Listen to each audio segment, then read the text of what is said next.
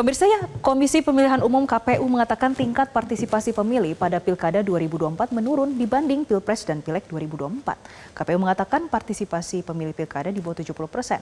Bahkan tingkat partisipasi pemilih di ibu kota menjadi yang terendah sepanjang sejarah. Lalu bagaimana datanya dan mengapa demikian? Berikut ulasan kami. Yang pertama pemirsa, kita akan melihat di beberapa wilayah yang diwarnai dengan tingginya angka golput atau golongan putih dalam Pilkada serentak 2024. Kita akan lihat sama-sama pemirsa. Yang pertama di Jakarta, ini untuk golputnya secara quick count ini paling tinggi karena 42,05%.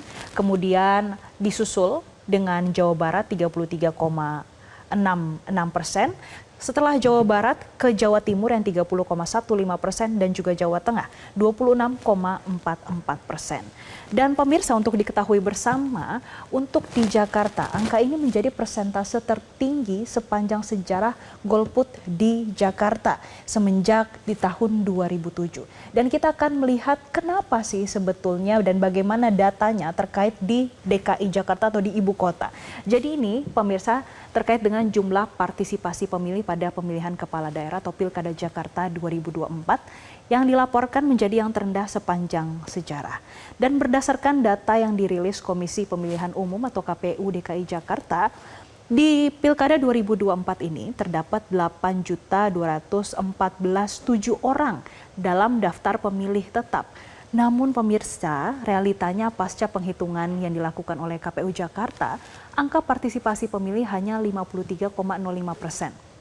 Artinya, yang persentase golput di Jakarta sebanyak 46,95% atau setara dengan 3,8 juta jiwa. Angka ini menjadi persentase tertinggi sepanjang secara golput di Jakarta, dan selain menjadi rekor tingkat partisipasi paling rendah, jumlah partisipasi Pilkada Jakarta ini KPU menyebut lebih rendah dibandingkan pemilihan presiden dan pemilihan legislatif 2024 pada Februari lalu. Ini dia pemirsa ya, untuk perbandingannya sejak tahun 2007 yang berada di posisi 65%, kemudian di 2012 ini masih di sekitaran 65%, kemudian di tahun 2017 ini terjadi peningkatan hingga 70%. Namun kalau kita melihat di tahun 2024 pemirsa, ini justru kalau kita bandingkan dari angkanya terlihat paling rendah partisipasinya di 53,05%. Dan kita akan melihat bagaimana sih secara nasional. Jadi secara nasional menurut KPU rata-rata partisipasi pemilih ini di bawah 70%. Dan kalau melihat fakta ini, bagaimana kata pengamat soal partisipasi publik selama Pilkada serentak di tahun 2024 ini? Kita akan lihat bersama pemirsa, ini adalah pernyataan dari Jaringan Pendidikan Pemilih untuk Rakyat atau JPPR.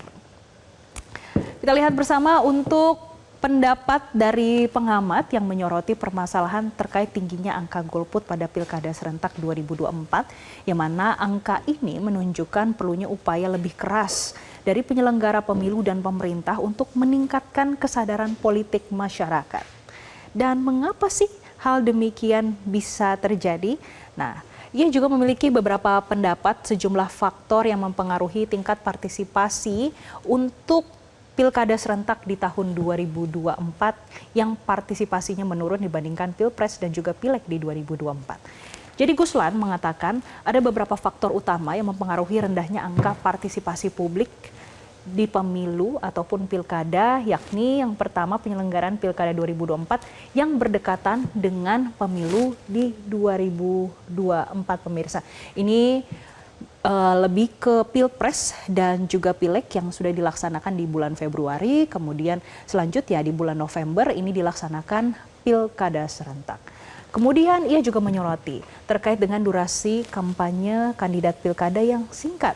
Selain itu, ia juga menyampaikan rendahnya pengenalan pasangan calon kepala daerah kepada publik. Ini juga menjadi faktor partisipasi pemilih juga menurun. Selanjutnya, Guslan juga menyoroti fenomena calon kepala daerah yang mencalonkan diri di wilayah yang bukan tempat asalnya, seperti calon Jakarta yang sebelumnya berasal dari daerah lain. Dan kondisi ini pemirsa ternyata juga membuat pemilih sulit merasa terhubung dengan calon karena mereka tidak mengenal atau merasa calon tersebut kurang memahami kebutuhan masyarakat lokal. Dan Guslan juga menyampaikan, wilayah urban seperti Jakarta memang dinilai lebih rentan terhadap rendahnya partisipasi pemilih dibandingkan dengan wilayah non-perkotaan. Ia menyebut mobilitas tinggi dan rasionalitas pemilih di perkotaan sebagai faktor kuncinya. Lalu kita akan melihat bagaimana sih terkait dengan porsi pemilih selama pilkada serentak di tahun 2024 kalau kita sudah melihat faktornya. Selanjutnya kita akan lihat bersama pemirsa ini terkait dengan bagaimana persentasenya.